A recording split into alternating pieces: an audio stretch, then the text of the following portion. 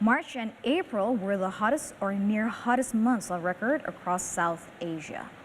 And heat waves do not just sap people's strength, they can also drain people's finances, as VOA's Steve Baragona has more. The heat has been brutal for construction workers, farm workers, and anyone working outside. That's about half the workforce in South Asia. But not working is not an option for many, like Indian construction worker Kushilal Mandal. Even if it's very hot, we still have to work. We won't be able to eat if we don't work. Wage laborers like us work despite the heat. At these temperatures, heat stroke and even death are real risks for people working outside. Many work sites shut down early, but that means lost wages.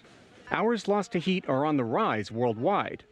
In 2030, a UN report says, they will add up to the equivalent of 80 million full-time jobs. These effects are global, they are pronounced, and they are persistent. Tivrat Garg, an economist at the University of California, San Diego, says it doesn't take a full work stoppage to hurt workers' wages. People just can't do as much when it's hot. It's not about workers feeling icky or lazy or just like, I don't want to work because it's hot. It's that heat is representing binding constraints on workers' ability to do their job.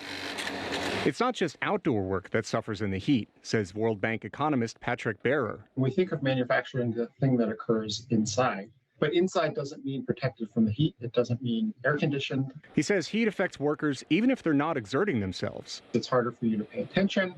It's harder for you to focus. You get tired more easily. And so all of those things feed through to reductions in productivity. And Bearer says there's more on the line than lost wages. Because you're paying less attention to what you're doing, or you're more tired, you're much more likely to injure yourself. Experts say society will adapt to hotter temperatures. Air conditioning makes a big difference. But that's money companies won't spend on better equipment or hiring more workers, Garg says. Adaptation is not free. It's expensive. It's costly. And in general, we find that the poorer you are, the more expensive it is.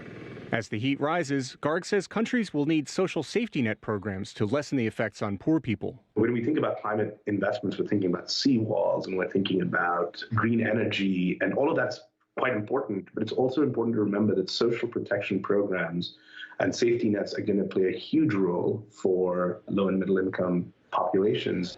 Experts say inequality is rising along with temperature.